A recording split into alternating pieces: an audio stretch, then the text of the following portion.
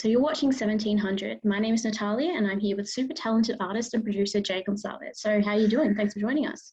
I'm good. Thank you for having me. Thanks for those kind words as well. No problem. So your music is described as merging house beats, alternative pop production and lo-fi sensibilities, which is quite interesting. So maybe take us back to the start. How did you get into making music? I think it started when I was just starting school. I was pretty invested in my dad, and he was a guitar player, and I kind of just wanted to be like him.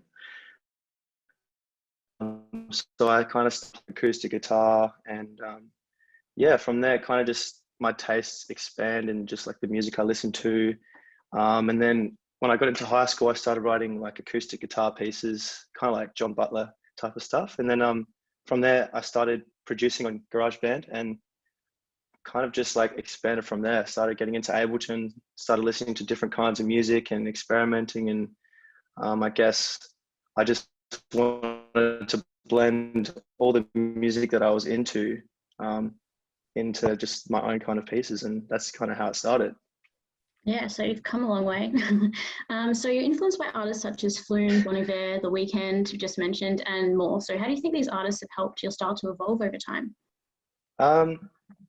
I think in many different ways. I mean, like, I suppose from my interpretation of their kind of like artistic philosophies and just their, I guess, their personas online as well. And I think their sounds and their kind of approaches to their production is something that I listen to a lot. So yeah, there's many different things. And I think also I'm just intrigued by like how to make certain types of sounds. And for me, their particular style is something that's very intriguing to me. So I kind of want to blend them all together. So yeah, I think that's sort of how it's influenced me anyway. Yes, they're all sort of the same. They all like to experiment with different things, so it gives you a lot more, yeah, different genres to work with as well. So you have said previously that music taste has varied over time, and so like as a kid, from metal to EDM and even folk music, I was reading about. So how do you try and Yeah. blend these into your own music? It's, yeah, all different sort of ends of the spectrum. Well, I think it really depends on what I'm feeling at the time, I guess. I Most of the time I like kind of like upbeat music, or upbeat in the sense that it's like high energy.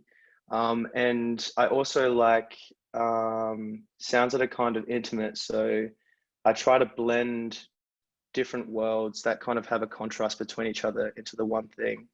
Um, so yeah, I suppose like I've just been going through a kind of like a dance phase, I guess. So like a lot of four on the floor stuff, but I also really like um, acoustic guitar sound. So I want to try and blend those two worlds together.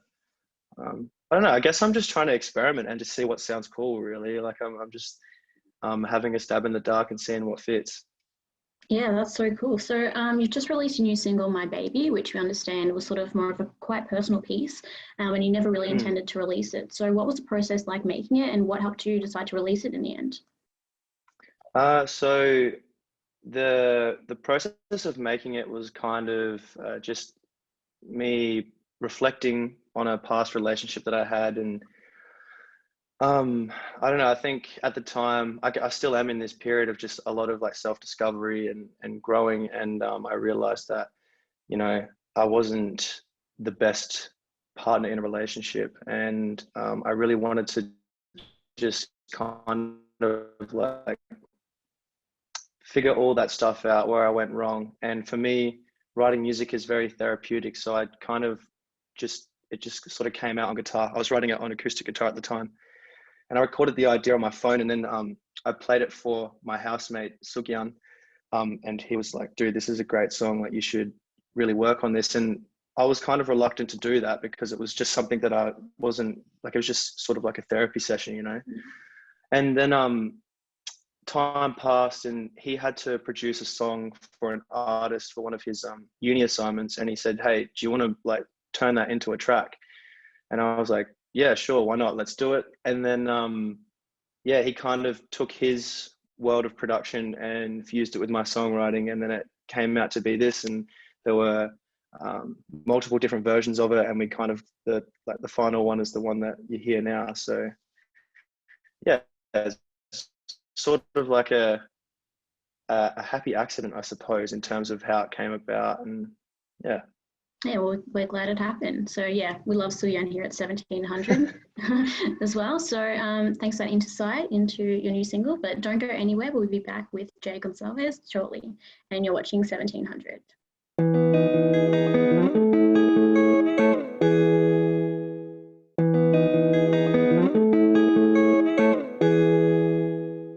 You're watching 1700 and we're back with Jay Gonsalves. He's given us a bit of an insight into the process of creating his new single, My Baby, but there's so much more to chat about. So you've described the process of writing the new single on Instagram as painful and confronting, and that it changed your fundamental principles. So what do you think is the one thing that you've taken away from the writing process of this single? I think it was a snapshot of who I used to be and who I no longer want to be, I guess, just as like a person, in terms of how I approach relationships, and not just romantic relationships, but friendships and any kind of relationship. You know, I discovered that, like, I think this is something that everyone knows, but I think it sort of hit home because it was a personal experience, is that you just need to like give as much as you take. You know, relationships are all about balance, and you know, just kind of like not being selfish. And I was like, I'm pretty ashamed of it, but I was a selfish guy. I didn't give as much as I took from that relationship, and you know, it ended badly. So yeah. Yeah, I find it really interesting because obviously, like dance music, you never really get sort of deep and meaningful in dance sort of music. So yeah, I like that approach. Yeah. So yeah, you're often writing songs from places of vulnerability. Do you find this hard? Like, you know, obviously they're quite personal topics, relationships, breakups, or do you find it easy to sort of get it out there and help other people who might be going through the same thing?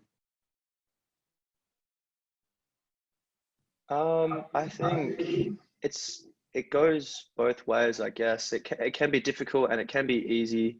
Um, I think there's a number of things that go into it in terms of creativity and writing music. Like if you're in the zone and you're feeling a type of way, then sometimes it comes out really easily and flows like very, very fluidly, I guess. And then sometimes like there are things that you just struggle to admit about yourself, and like I guess those are the things that a lot of people can relate to, because it's like stuff that's deep down that, you know, people tend to neglect sometimes. So it depends on the situation and how I'm feeling and what's going on, I guess. Yeah, so last year you shot 2 clips in isolation for previous singles. So do you have any plans to clip for My Baby? And would you do anything different now that you're not, you know, in isolation? Yeah, I do have plans. I've got a few personal things going on at the moment that are kind of stopping me from doing that. I do have a couple ideas that I want to bring to life, and I want to shoot it in my hometown. So I guess it depends on the logistics of everything at the time, but I do have a few ideas that I want to bring to life. So yeah. Yes, we can't wait to see that. So you're here that you're potentially developing a live show for next year. So what can we expect to see from a live show from you? Oh, I have massive plans for that. And I think it's going to take a bit of time until I get the entire show bring that into fruition. But I want to mix like the electronic element that I have with also the like musicianship that I have as well. I play a few different instruments, and I want to be able to move around on stage and play a bit of guitar, play drums, sing, have a band with me, but then also have like some solo stuff with the electronic music in the background, and have some cool visuals. So I'm still figuring out how I can make that a kind of story in itself for the live show, whilst incorporating all those things. So yeah, I think expect something intimate and that will like leave a lasting impression. Yeah, it sounds exciting. Must be exciting to be able to get out there and perform your music live.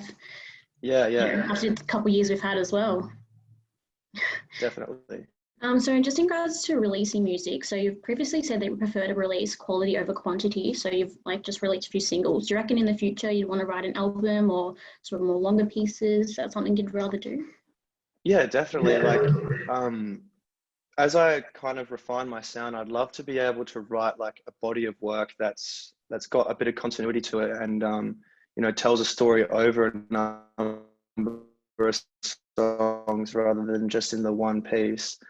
Um, I guess I'm just still trying to really hone in on what my sound is, which it I don't know, to the listener they might be like, oh, that's a Jay Gonsalves sound, but to me, I'm still like in my infancy stage, and I still don't know what my actual sound is. So I'm just going to continue to release singles until I find something that like really resonates with me that I can apply to different kinds of genres, I guess, and then go from there. So yeah, I'd love to write a body of work, but at this point in time, I'm just going to stick with singles, I think.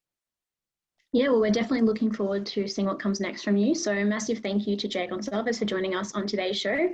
Be sure to check out our new single, My Baby, on your preferred streaming platforms, and check out his socials at Jay Gonsalves.